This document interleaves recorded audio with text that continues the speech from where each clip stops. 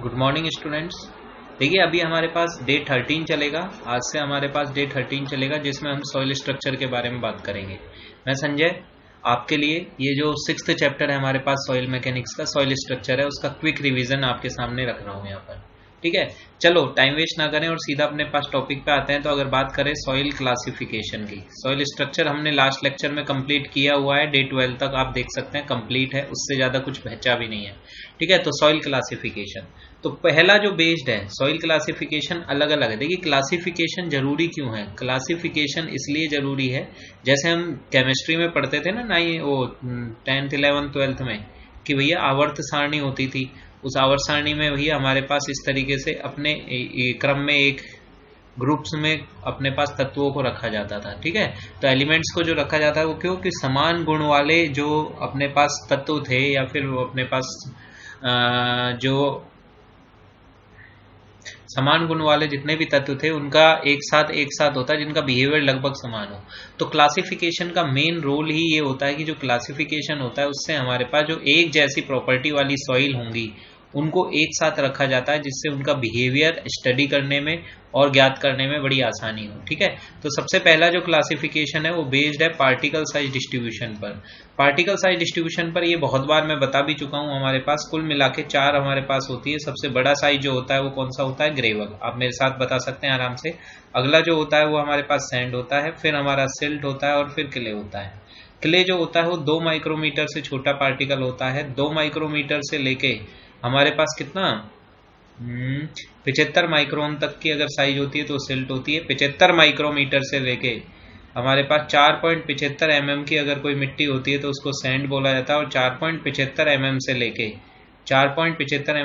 80 mm तक की जो मिट्टी होती है उसको ग्रेवल रोडी कहा जाता है। इसके अलावा 80 mm से बड़ा और 300 mm तक की रेंज का जो होता है उसको कोबल्स बोला जाता है। परंतु जो कोबल्स होते हैं वो सॉइल की क्लासिफिकेशन में नहीं आते। कोबल्स बड़े बड़े पत्थर होते हैं, बड़े बड़े पत्थर के टुकड़े होते हैं। और बोल्डर 300 mm से बड़ा पार्टिकल, जो 300 mm से बड़े पार्टिकल है, ये कई बार क्वेश्चंस में भी आ जाता है। तो बोल्डर सबसे बड़े साइज की हमारे पास बोला जाता है, परंतु फिर भी इनको सॉइल नहीं कहा जा सकता। ठीक है, तो इस क्लासिफिकेशन में हमारा कोई बहुत ज्यादा इंटरेस्ट है भी नहीं। क्यों? क्योंकि ये वाला क्लासिफिकेशन हम ऑलरेडी पढ़ चुके हैं।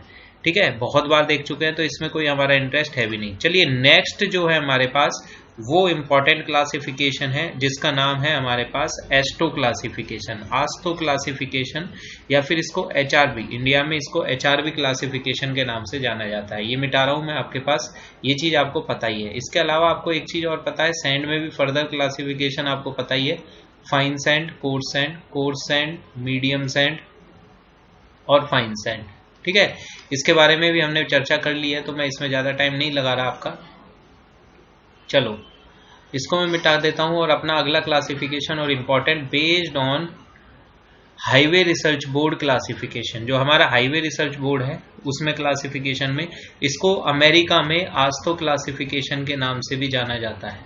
आस्तो क्लासिफिकेशन अमेरिकन, आस्तो एक तरीके की सोसाइटी है अमेरिका में, American association of state highway and transportation organization. ठीक है, तो आस्तो क्लासिफिकेशन या HRB classification highway research board, HRB highway research board classification के नाम से जाना जाता है। कुल मिला के जो मिट्टी रोड कंस्ट्रक्शन में काम, रोड कंस्ट्रक्शन जो होता है, रोड वर्क्स जितने भी होते हैं उसमें जो सब सॉइल होती है, सब सॉइल को स्टडी करने के लिए, क्लासिफाई करने के लिए इस क्लासिफिकेशन का यूज होता है। मेनली पेमेंट्स में यूज होता है, इसलिए इसको हाईवे रिसर्च बोर्ड क्लासिफिकेशन के नाम से भी जानते हैं। देखिए मोटा मोटा अगर आप देखें तो इसमें एक नई टर्म डिफाइन की गई है एचआरबी क्लासिफिकेशन में, जिसको बोलते हैं ग्रुप इंडेक्स। मोट जल्दी से मैं क्विक रिवाइज करा रहा हूं आपको। ग्रुप इंडेक्स, देखिए ग्रुप इंडेक्स एक टर्म है जिसको ज्ञात करने के लिए आपको क्या क्या चाहिए होगी वो बात की बात है। परंतु अगर ग्रुप इंडेक्स का मान, मैक्सिमम मान जो होगा, मैक्सिमम ग्रुप इंडेक्स का जो मान होता है वो कितना होता है? 20। इससे ज्यादा ग्रुप इंडेक्स आता भी है तो भी उसको 20 ही कंसीडर करते हैं। ये एक इंपॉर्टेंट बात है, मैक्सिमम वैल्यू है ये। इसी तरीके से ग्रुप इंडेक्स की जो मिनिमम वैल्यू है वो हमारे पास 0 है। अगर नेगेटिव ग्रुप इंडेक्स आता है तो भी उसको हम कितना कंसीडर करेंगे? 0 ही कंसीडर करेंगे। ठीक है, जितना ज्यादा ग्रुप इंडेक्स होगा, जितना ज्यादा इंडेक्स होगा, उतनी ही रोड कंस्ट्रक्शन में वो सब सॉइल पुअर होगी और जितना ग्रुप इंडेक्स बढ़िया होगा उतनी ही रोड कंस्ट्रक्शन के लिए गुड क्वालिटी सॉइल कहलाती है। ये इसका सर्टिफिकेशन है, गुड क्वालिटी सॉइल कहलाती है। अब ग्रुप इंडेक्स निकाला कैसे जाता है? ग्रुप इंडेक्स निकालने के लिए एक फॉर्मूला डिफाइन किया गया है एचआरबी क्लासिफिकेशन में कि भाई हमारे पास याद क्या रखना है आपको, अभी मैं बता रहा हूं यहाँ पर ए बी सी और डी, इतना तो याद रख सकते हैं। ठीक है, ए का जोड़ा हमारे पास सी से और बी का जोड़ा डी से बनेगा, इतना आप याद रखें। तो यहाँ पर देखिए 0.2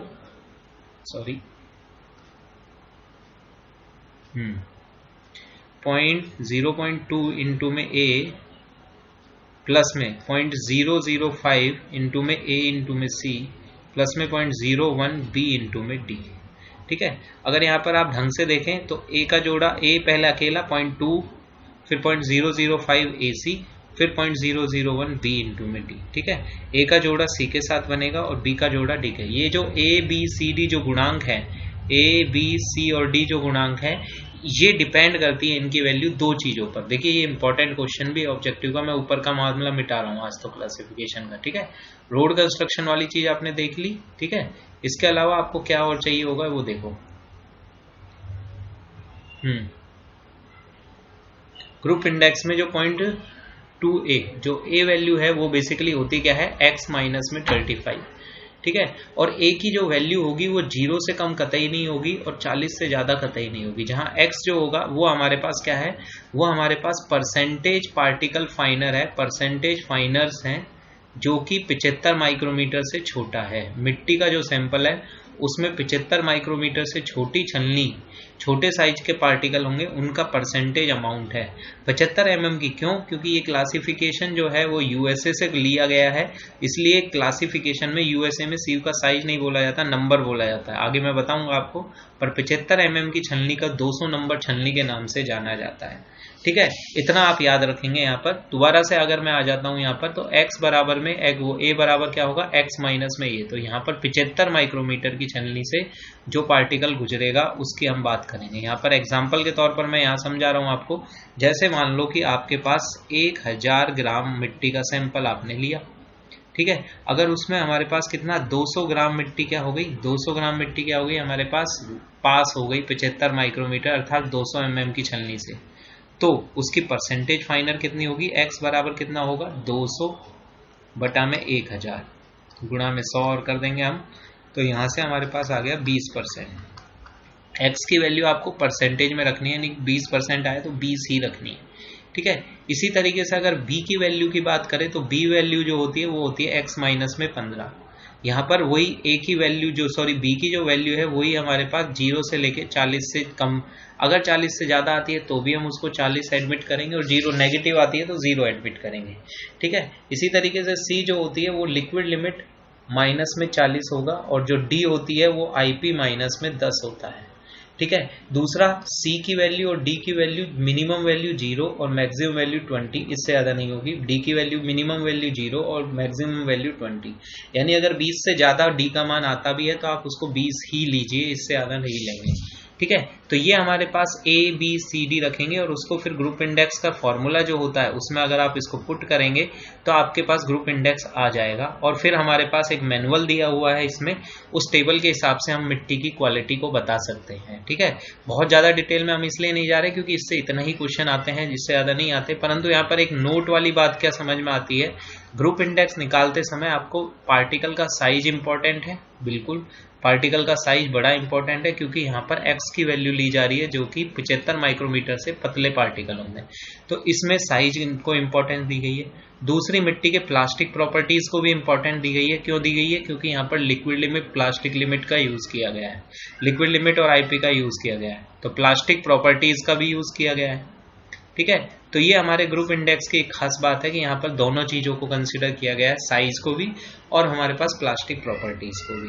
ठीक है, एक चीज और आपको पता होनी चाहिए यहाँ पर क्या, कि जो हमारा ग्रुप इन ये जो अपना क्या कहते हैं क्लासिफिकेशन है, HRB क्लासिफिकेशन, यहाँ पर ग्रुप कितने A1 से लेके A7 दिए गए हैं और 7 नंबर की जो है उसको भी 2 पार्ट में बांटा गया है। ठीक है, तो कुल मिला के यहाँ 8 ग्रुप्स हैं, टोटल 7 हैं, उनमें से 7वां 2 ग्रुप में है। ठीक है, और जो 8वां ग्रुप है 7वां ग्रुप 2 ग्रुप में, और 8वां ग्रुप है उसमें ऑर्गेनिक सॉइल को रखा गया है, जैसे पीट, मक, मर्ल वगैरह को। ठीक है, तो जो हमारा 8th ग्रुप है उसमें हमारे पास पार्टिकल ऑर्गेनिक सॉइल को रखा गया है। 200 नंबर की छलनी का साइज का क्या होता है, 75 माइक्रोमीटर। ठीक है, इतना आपको इसको टॉपिक में आना चाहिए। चलिए नेक्स्ट टॉपिक पे चलते हैं। इसमें क्विक रिवीजन चल रहा है, फटाफट से हम इसको कर रहे हैं। क्विक का है परंतु फिर भी मैं आपको डिटेल में बता रहा हूँ जिससे कि आपको कोई दिक्कत ना हो। चलिए, इसके अलावा तीसरा जो क्लासिफिकेशन है और सबसे ज़्यादा जो यूज़ हो रहा है हमारे पास, कहीं भी कोई सा भी इंजीनियरिंग प्रोजेक्ट हो, इंजीनियरिंग बिल्डिंग कंस्ट्रक्शन हो, चाहे कुछ भी हो, हमारे पास सबसे ज़्यादा यूज़ होने वाला जो क्लासिफिकेशन है वो हमारे पास है Indian standard soil classification system, ISSCS। ठीक है, Indian standard soil classification system. ठीक है, तो ये हमारे पास सिस्टम होता है Indian standard soil classification system. इसमें एक चीज और आपको पता होनी चाहिए क्या, कि इसमें बेस्ड जो होता है, मोटा मोटा अगर बात करें तो इसमें मिट्टी को टोटल वैसे तो 18 ग्रुप्स में बांटा गया है। ठीक है, ये क्वेश्चन बहुत बार आता है, आप इसको याद भी रख लेंगे। अब 18 ग्रुप्स अपन गिनेंगे, ठीक है, परंतु मोटा मोटा 2 पार्ट में बांटा गया है कि मिट्टी एक तो कोर्स ग्रेन सॉइल होती है, कोर्स ग्रेन सॉइल होती है, और एक हमारे पास कौन सी होती है, फाइन ग्रेन सॉइल होती है। एक हमारे पास कोर्स ग्रेन सॉइल होती है, एक फाइन ग्रेन सॉइल होती है। ठीक है, इंडियन स्टैंडर्ड सॉइल क्लासिफिकेशन जो सिस्टम है वो क्या कहता है, वो कहता है यदि कोई कोर्स ग्रेन सॉइल मिट्टी है तो उसको क्लासिफाई करने के लिए हमारे पास, जैसे अपन कहते हैं ना, कहीं एडमिशन लेने जाते हैं या फिर हम कहीं पर भाग लेते हैं, तो आपको क्या कहते हैं, सेलेक्ट करने के लिए पहले वो कहते हैं इतने डॉक्यूमेंट, आधार कार्ड, पैन कार्ड, फलाना कार्ड, ये होना चाहिए आपके पास, मार्कशीट होनी चाहिए वो। इसलिए मिनिमम क्या क्या चीज़ आपको पता होना चाहिए, एक तो पार्टिकल का साइज पता होना चाहिए, दूसरा पार्टिकल जो मिट्टी है उसका CU पता होना चाहिए और CC पता होना चाहिए, और परसेंटेज फाइननेस पता होना चाहिए। फाइननेस का मतलब हमारे पास वही है सिल्ट और क्ले की मात्रा कितनी है उनमें। ठीक है, तो पार्टिकल का साइज CU आपको बहुत अच्छे से पता है, D60 बटा में D10 होता है, और CC भी आपको बहुत अच्छे से पता है, D30 का स्क्वायर बटे में D60 गुणा में D10 होता है। ठीक है, यहाँ तक की कहानी आपको बहुत अच्छे से पता है। तो ये चीज आपको अगर पता होगी तो कोर्स ग्रेन सॉइल का क्लासिफिकेशन हम कर सकते हैं। दूसरा, फाइन ग्रेन सॉइल क्लासिफिकेशन में 2 चीज रिक्वायर्ड होती है प्लास्टिक चार्ट के लिए, एक तो हमारे पास क्या, प्लास्टिक इंडेक्स, और दूसरा हमारे पास उसकी लिक्विड लिमिट। ये 2 चीज अगर पता होगी तो हमारे पास क्या कर सकते हैं, फाइन ग्रेन सॉइल का भी क्लासिफिकेशन कर सकते हैं। चलिए एक एक करके पढ़ते हैं। सबसे पहले हम यहाँ पर रिवीजन कर लेते हैं किसका, कोर्स ग्रेन सॉइल क्लासिफिकेशन। ठीक है, कोर्स ग्रेन सॉइल क्लासिफिकेशन का एक बार रिवीजन कर लेते हैं, देन हम आगे बढ़ेंगे। देखिए, कोर्स ग्रेन सॉइल क्लासिफिकेशन में हमारे पास 3 केस होते हैं जो कि आपको पढ़ने हैं। 3 केस हैं जो कि आपको पढ़ने हैं। सबसे पहला केस 1। केस 1 मैंने कहा पार्टिकल की फाइननेस इंपॉर्टेंट होती है, तो परसेंटेज फाइननेस हमारे पास यदि मिट्टी में परसेंटेज फाइननेस यदि हमारे पास कितना, लेस देन 5% है, तो किन किन नामों से जाना जाता है मिट्टी को, 4 नाम से। 4 नाम होते हैं, कौन कौन से, एक GW, एक GP, एक SW और एक SP। ठीक है, उल्टा पढ़ते हैं, देखो, वेल ग्रेडेड ग्रेवल, इसका नाम है हमारे पास वेल ग्रेडेड ग्रेवल। हमेशा पीछे मतलब जो वेल ग्रेडेड ग्रेवल पीछे से पढ़ते हैं इसको, वेल ग्रेडेड, G का मतलब ग्रेवल। ठीक है, अब देखो वेल ग्रेडेड ग्रेवल आपको बहुत अच्छे से पहले के वाले लेक्चर से बहुत अच्छे से पता है कि वेल ग्रेडेड सॉइल होती क्या है, जिसमें ऑल टाइप ऑफ पार्टिकल मौजूद हो। ठीक है, तो एक तो फाइननेस अगर 5% से कम है तो मिट्टी के 4 नाम है, GW, GP, SW और SP। ठीक है, ऐसे इसको क्या बोलते हैं, poorly graded gravel, poorly graded gravel. ठीक है, ऐसे ये सैंड, वेल ग्रेडेड सैंड। क्या समझाने वाली बात क्या है यहाँ पर, और पुअरली ग्रेडेड सैंड आप लिख सकते हैं। ठीक है, तो मुझे बताओ वेल ग्रेडेड सॉइल होगी क्या, क्योंकि देखिए कोर्स ग्रेन सॉइल में 4 चीज चाहिए, एक तो आपको साइज, दूसरा उसका CU, तीसरा उसका CC, और चौथा उसका हमारे पास क्या, परसेंटेज फाइननेस। तो परसेंटेज फाइननेस तो आ गई, उससे 4 नाम आ गए। 4 में से भी फिर कौन सा हो, ठीक है, 4 में से भी कौन सा हो, अगर CU का मान हमारे पास आपको पता है, अगर सैंड है तो किससे ज्यादा होना चाहिए, ग्रेवल है तो किससे ज्यादा होना चाहिए, 4 से ज्यादा होना चाहिए, और CC का मान 1 से 3 के बीच में हो, चाहे वो ग्रेवल हो चाहे सैंड हो, तब हम उसको वेल ग्रेडेड बोलेंगे। अगर CU का मान 4 से ज्यादा नहीं है तो वो वेल ग्रेडेड, पुअरली ग्रेडेड क्या होगा, ग्रेवल होगा। ठीक है, सिंपल सी बात है। अगर ऊपर की जो लिमिट है ये सेटिस्फाई नहीं करती हैं तो वो हमारे पास पुअरली ग्रेडेड होगा। ऐसे सैंड में Cu का मान 6 से ज़्यादा होना चाहिए और Cc का मान 1 से 3 के बीच में होना चाहिए। फाइननेस ऑलरेडी हमारे पास 5% का रोल आ गया तो उससे ही, और साइज में ग्रेवल और सैंड के बारे में साइज तो है ही है। तो ये चारों चीज़ों की मदद से आप इस तरीके से नामकरण कर सकते हो। क्लासिफिकेशन का मतलब भी नामकरण समारोह ही है। किसी के नाम को देखते ही आप बता सकते हो कि क्या क्या इंपॉर्टेंट चीज़ है जो हमारे काम की है इसमें, ठीक है।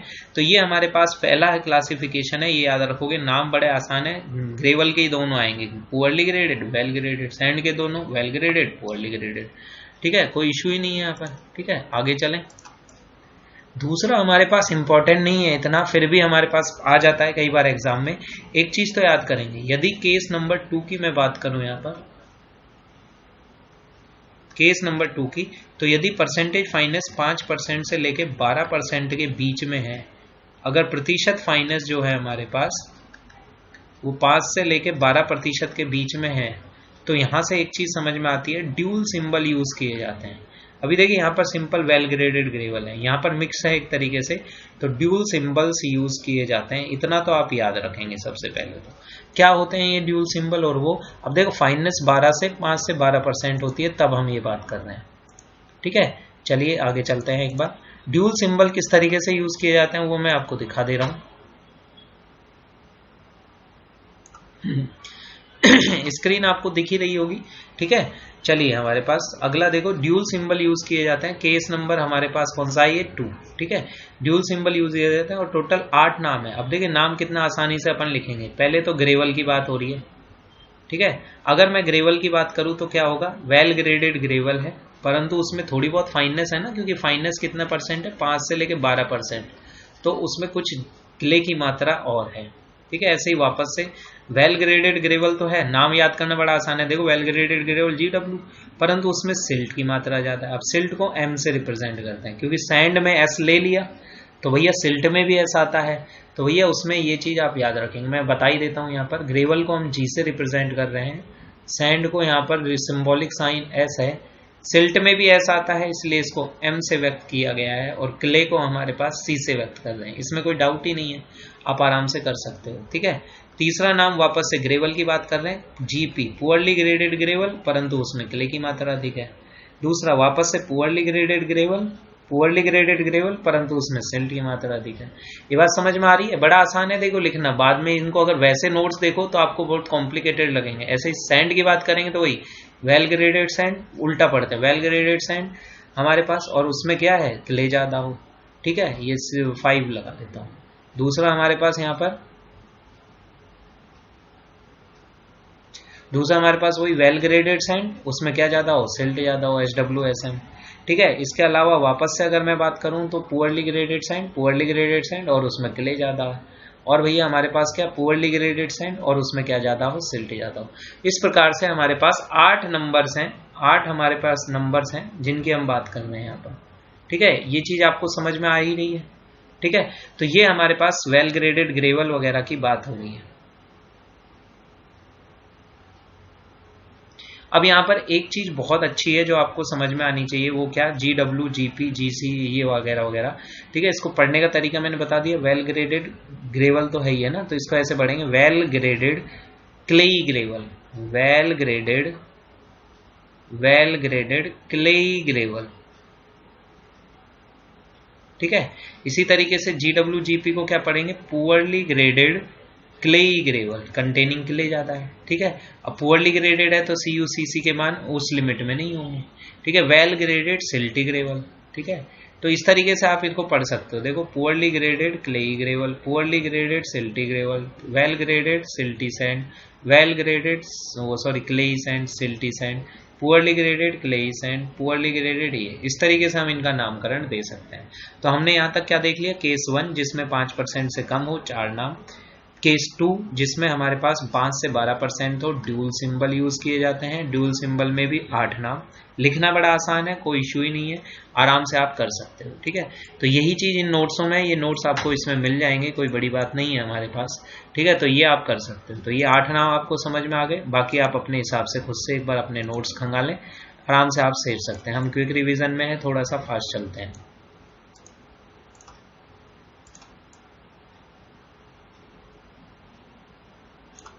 ठीक है, चलिए आगे चलते हैं। अगर हमारे पास केस थर्ड की बात करूं मैं, केस थर्ड की बात करूं तो यदि हमारे पास परसेंटेज फाइननेस जो है वो किससे ज्यादा हो, अगर वो हमारे पास 12% से तो ज्यादा है पर 50% से कम है, क्योंकि 50% से अंदर अंदर है तो कोर्स ग्रेन में आ रहा है। अभी हम जो ये केस 3 पढ़ रहे हैं कोर्स ग्रेन में बात कर रहे हैं, यानी कोर्स ग्रेन सॉइल यानी ग्रेवल और सैंड की मात्रा 50% से अधिक है, फाइननेस अंडर 50% है, तो किसका पड़ला वाली है, कोर्स ग्रेन में। इसमें हमारे पास 4 नाम है और सबसे इंपॉर्टेंट केस भी यही है। ठीक है, आप इसको याद करेंगे, यहाँ 4 नाम होंगे, मैं थोड़ा खुला खुला लिख रहा हूँ जानबूझ के जिससे कि इनके बारे में बात कर सके। ठीक है, तो यहाँ पर हमारे पास 4 नाम होंगे, एक क्लेई ग्रेवल GC, एक silty gravel GM, well graded कुछ नहीं, क्योंकि फाइननेस काफी ज्यादा है तो प्लास्टिक प्रॉपर्टीज आ गई हैं इंपॉर्टेंट। यहाँ पर क्लेई सैंड और हमारे पास सिल्टी सैंड। वापस से अगर मैं इसको लिखूं तो क्या लिखूंगा, क्लेई ग्रेवल, क्लेई ग्रेवल, ठीक है, इसको क्या लिखूंगा, सिल्टी ग्रेवल, इसको लिखूंगा सिल्टी ग्रेवल, इसको क्या लिखूंगा, क्लेई सैंड, और इसको क्या लिखूंगा, सिल्टी सैंड। ठीक है, बात समझ में आ रही है। तो ये हमारे पास कुछ चीजें हैं जो आपको समझ में आनी चाहिए। ठीक है, आगे अगर चलें तो क्लेई ग्रेवल में जो हमारे पास क्या है, यहाँ पर देखो क्ले की मात्रा अधिक है, वो सॉरी क्ले की मात्रा ज्यादा है, परंतु इससे भी ज्यादा ग्रेवल तो डोमिनेटिंग स्पीच है ही। अब यहाँ पर एक चीज और सिखानी है, जब भी इस तरीके से सिंबल होता है तो उसका उल्टा लिखते हैं क्लेई ग्रेवल। अब यहाँ पर बताओ क्ले की मात्रा ज्यादा है कि ग्रेवल की मात्रा ज्यादा है, कोर्स ग्रेन सॉइल में चल रहे हैं तो ऑब्वियसली हमारे पास क्या ज्यादा है, ग्रेवल की मात्रा ज्यादा है। इसका मतलब जो पहले लिखा जाता है उसकी मात्रा कम होती है, जो लास्ट में लिखा जाता है उसकी मात्रा ज्यादा होती है। सेम टू सेम वैसे ही जैसे कि हमारे पास मोहनदास करमचंद गांधी, तो मोहनदास जो है वो क्या है, एक तरीके से हमारे पास गांधी जी के पापा जी का नाम है, और गांधी हमारे पास ये है। ठीक है, इसका मतलब बड़ा जो है उसको हमारे पास क्या होगा, बाद में लिखा जा रहा है, मोहनदास गांधी जी का नाम है। ठीक है, तो इस तरीके से आप याद कर सकते हैं। तो यहाँ पर क्लेई ग्रेवल होगा, ठीक है, जो बड़ा होगा वो बाद में आएगा, जो छोटा है वो पहले आ रहा है। ऐसे ही सिल्ट की मात्रा कम है ग्रेवल से, पर क्ले की मात्रा में सिल्ट ज्यादा है, इसलिए सिल्टी ग्रेवल बोला इसको। अब देखो होने को तो ये ग्रेवल है क्योंकि फाइननेस 50% से कम है, ठीक है, परंतु इसमें क्ले की मात्रा ज्यादा है, तो भैया इसमें IP जो आएगा, प्लास्टिसिटी इंडेक्स जो आएगा वो 7% से ज्यादा होगा। सिल्ट में इतनी प्लास्टिसिटी नहीं होती, इसलिए IP इसका 7% से कम रहेगा। ठीक है, 4% से ज्यादा रहेगा। ठीक है, इसके अलावा वापस से सैंड की बात करें तो वापस से हम बात करें तो यहाँ पर क्लेई सैंड है, इसलिए IP 7% से ज्यादा रहेगा, और यहाँ पर हमारे पास सिल्ट है तो भैया इसका IP 7% से कम रहेगा। ठीक है, इनकी बात आनी चाहिए। दूसरा, इसमें सैंड है मेनली और क्ले से ज्यादा सिल्ट है, यहाँ सैंड मेनली है और क्ले से क्ले ही ज्यादा है। ठीक है, तो इस तरीके से अपन कर सकते हैं। इस चीज को मैंने आपको मोहरम मिट्टी में भी बताया था, GC सॉइल जो होती है मोहरम मिट्टी होती है। मोहरम मिट्टी कौन सी होती है, मोहरम मिट्टी वो होती है जो रोड सरफेसिंग ग्रेवल रोड डालते हैं जब हमारे पास, तो उसमें 40 mm का तो ग्रेवल है, और रेड क्ले होती है, लेटेराइट क्ले। ठीक है, तो रेड क्ले की मात्रा होती है, तो क्ले की मात्रा है जो कि परमेबिलिटी और प्लास्टिसिटी के लिए जरूरी है, बॉन्डिंग के लिए, और 40 mm के ग्रेवल है जो कि स्ट्रेंथ पर्पज से जरूरी है। ठीक है, तो ये हमारे पास GC सॉइल होती है। इसके अलावा GC सॉइल्स के रिलेटेड और भी क्वेश्चंस हैं, वो मैं आपको डिस्कस कर ही देता हूं यहीं, जिससे कि आपको पता लग जाए कि क्या क्या और आता है। देखिए स्क्रीन पर कुछ अभी वो चीज तो मैं बता दूंगा आपको अभी, परंतु GC सॉइल से रिलेटेड एक चीज और है, कुछ टर्म जो हैं जो अब हमारे पास कोर्स ग्रेन सॉइल हो गई। देखो फर्स्ट केस में 4, सेकंड केस में 8 और थर्ड केस में 4। ठीक है, तो यहाँ पर ये कितने ग्रुप्स हो गए, अगर आप यहाँ पर ढंग से देखें तो ये 12 और ये 16 ग्रुप तो यही हो गए। ठीक है, मैंने टोटल कहा था कि इंडियन स्टैंडर्ड सॉइल क्लासिफिकेशन में कितने ग्रुप हैं, 18 ग्रुप हैं। अब GC सॉइल जो होती है वो अर्थन डैम के में यूज की जाती है। कैसे यूज की जाती है, देखो अर्थन डैम जो होता है उसमें ये हमारे पास ये होता है, उसका जो बीच का ये जो हिस्सा होता है ये हमारे पास उसका क्या होता है, कोर होता है।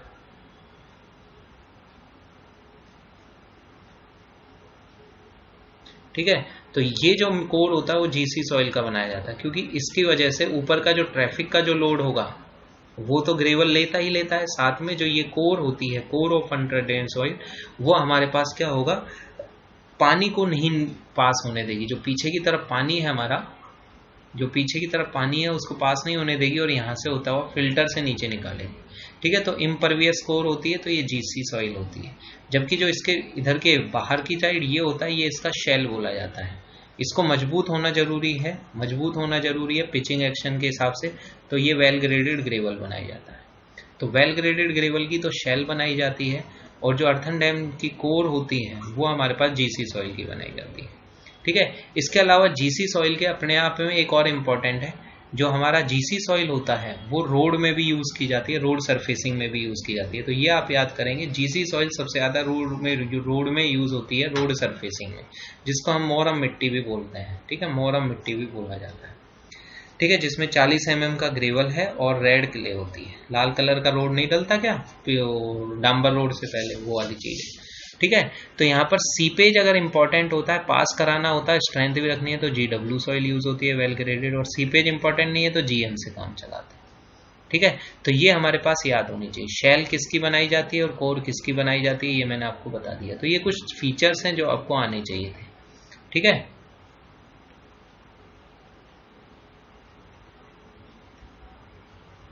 चलिए वापस से हमारे पास वहीं आ जाते हैं। फाइन ग्रेन सॉइल का क्लासिफिकेशन। देखिए यहाँ पर एक चार्ट बनाया हुआ है, इसको मैं थोड़ा सा ये करके और जो भी पीछे से दिख रहा है उसको हल्का सा साफ कर देता हूँ, और फिर हम इसको चालू करते हैं। देखिए, तो अब हमने क्या देखा, इंडियन स्टैंडर्ड में कोर्स ग्रेन सॉइल देख लिए, 16 ग्रुप देख लिए। अब हमारे पास है फाइन ग्रेन सॉइल का क्लासिफिकेशन। फाइन ग्रेन की कैपेसिटी कैटेगरी में कब डालेंगे, जब परसेंटेज फाइनेस 50% से ज्यादा हो जाए, तो यानी कि कोर्स ग्रेन सॉइल का पड़ला कम है, फाइन सॉइल का ज्यादा है। फाइन बोले तो हमारे पास वही है सिल्ट और क्ले। ठीक है, इनको क्लासिफाई करने के लिए कैसा ग्रांडे ने काम किया था। कैसा ग्रांडे ने अपने नाम पर एक लाइन दी, जिसको हम क्या बोलते हैं, ए लाइन बोलते हैं। दूसरा, मैंने एक चीज आपको पहले ही बता दी थी कि फाइन ग्रेन सॉइल का क्लासिफिकेशन करने के लिए दो चीज की जरूरत होती है। क्या क्या जरूरत होती है, एक इसके आईपी की जरूरत होती है, एक इसके लिक्विड लिमिट की जरूरत होती है, या फिर ऐसे भी बोल सकते हैं लिक्विड लिमिट और प्लास्टिक लिमिट की जरूरत होती है। क्योंकि अगर लिक्विड लिमिट और प्लास्टिक लिमिट पता ही लग जाएगा तो आईपी भी हम निकाल ही सकते हैं, कोई इश्यू नहीं है। ठीक है, तो ए लाइन जो दी थी कैसा ग्रांडे ने, वो ए लाइन का जो समीकरण होता है वो मैं यहाँ नीचे की तरफ देखे, राइट हैंड में साइड में मैं यहाँ आ गया।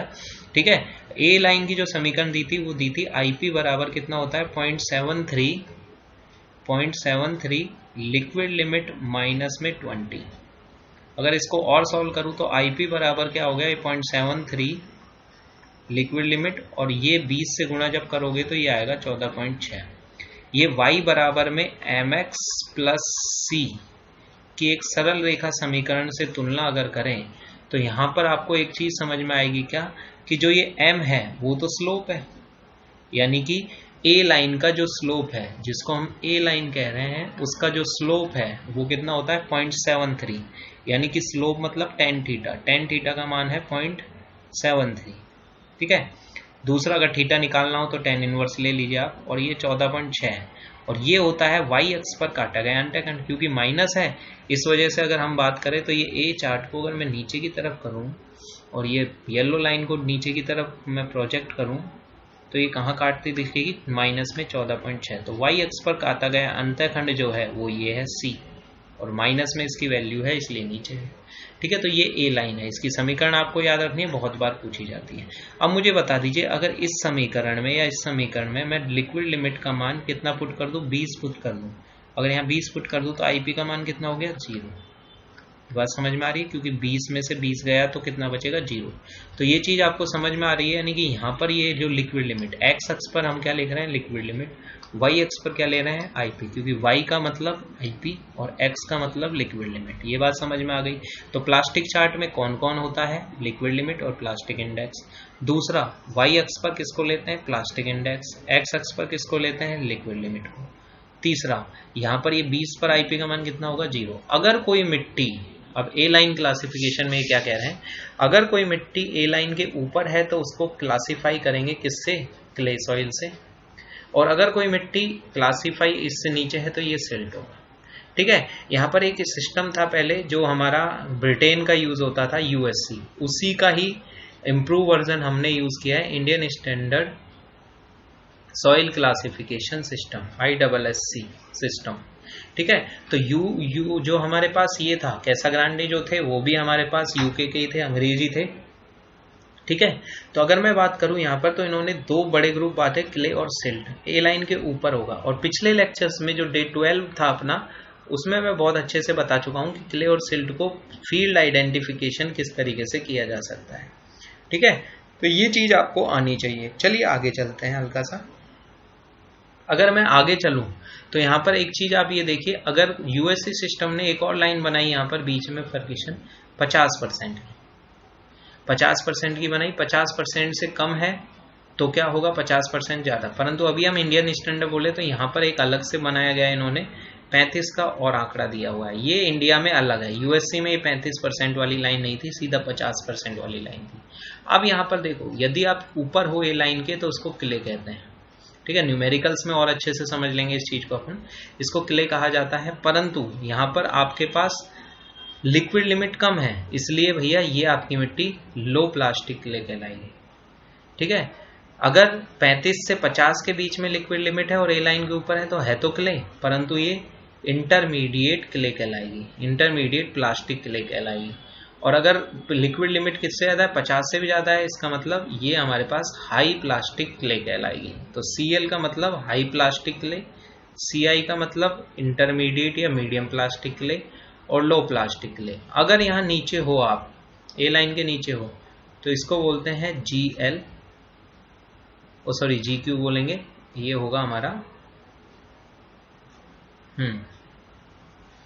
Ml low compressible silt, Mi लो इंटरमीडिएट कंप्रेसिबल सिल्ट, और MH हाई कंप्रेसिबल सिल्ट। ऐसे ही ये हमने गलत लिख दिया, ये हाई प्लास्टिक क्ले होगा CH। ठीक है, ऑर्गेनिक सॉइल जो होती है उनमें भी IP का मान काफी कम होता है, इसलिए यहाँ पर एंड करके OH, OI और OL भी लगाया गया है। ठीक है, अगर IP का मान ड्यूल सिंबल के रूप में अगर यूज करें तो IP का मान अगर 4% से 7% के बीच में आ रहा है तो ड्यूल सिंबल होगा, उसमें क्ले के भी गुणधर्म है और थोड़ा बहुत सिल्ट के भी, तो ClMl बोलते हैं उसको, ये रहा आपका। ठीक है, तो इसको ClMl बोला जाता है। तो ऑर्गेनिक लो कंप्रेसिबल, मीडियम और high organic soil, silt, medium, low compressible. अब यहाँ पर एक चीज है, जो क्ले होती है उसमें प्लास्टिक प्रॉपर्टी इंपॉर्टेंट होती है, क्ले में जो होती है प्लास्टिक प्रॉपर्टी इंपॉर्टेंट होती है, और सिल्ट जो होती है उसमें प्लास्टिसिटी इतनी मायने नहीं रखती, तो यहाँ कंप्रेसिबिलिटी को लिया जाता है। ये आपके पास याद होना चाहिए आपको। ठीक है, तो ये हमारे पास सिल्ट से रिगार्डिंग बात है। तो अगर आपको समझ में आता है तो आपको कोई इश्यू ही नहीं आएगा, आराम से आप इसको कर सकते हो। तो ये हमारे पास फाइन ग्रेन सॉइल जो है उसका क्लासिफिकेशन है यहाँ पर। अगर IP का मान 4 से 7 के बीच में होता है तो ड्यूल सिंबल होगा क्या, ClMl। ठीक है, तो ये पूरी कहानी है, इसको आप चाहे पॉज कर लें, ना पॉज भी करें तो एक बार वापस से रिवाइंड कर लें, मैंने बड़ा धीरे धीरे पढ़ाया है एक तरीके से। तो आप ये फाइन ग्रेन सॉइल का क्लासिफिकेशन है। ठीक है, मैं थोड़ा सा समय दे रहा हूं आपको, उतार लीजिए।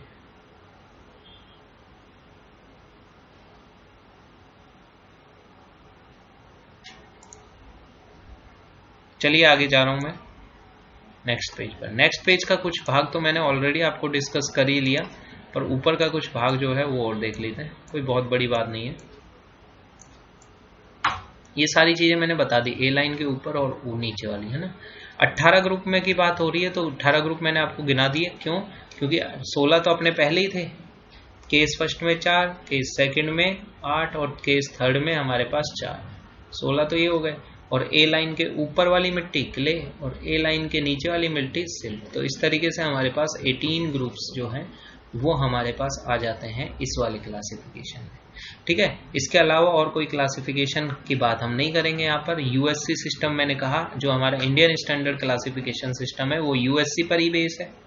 ठीक है, यूएससी में 35% वाली लाइन नहीं होती थी। ठीक है, आजकल जो यूज किया जाता है वो हमारे पास कौन सा यूज की जाती है, ए लाइन की जगह यू लाइन भी यूज की जाती है। ठीक है, अगर मैं यहाँ पर आपके पास हल्का सा एक चीज और बताना चाहूँ आपको, यहाँ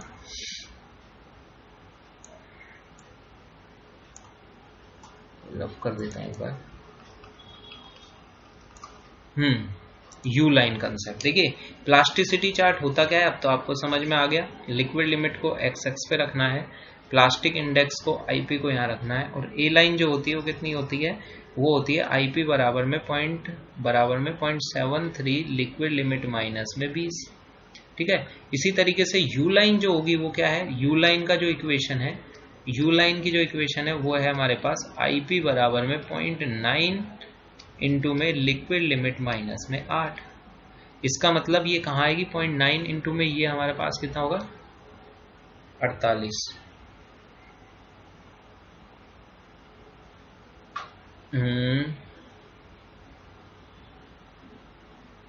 हाँ, यू लाइन जो होगी वो हमारे पास लिक्विड लिमिट कितनी है, यहां पर अगर मैं बात करूं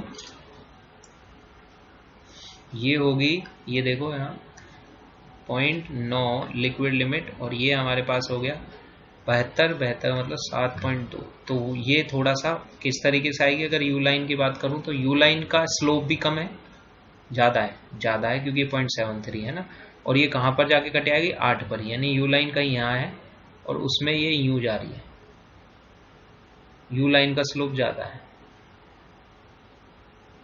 ठीक है, तो ये यू लाइन है, वही यू लाइन के ऊपर वाली क्ले और नीचे वाली सिल्ट। इसका यूज कैसे करना है वो क्वेश्चन आंसर में देखते हैं।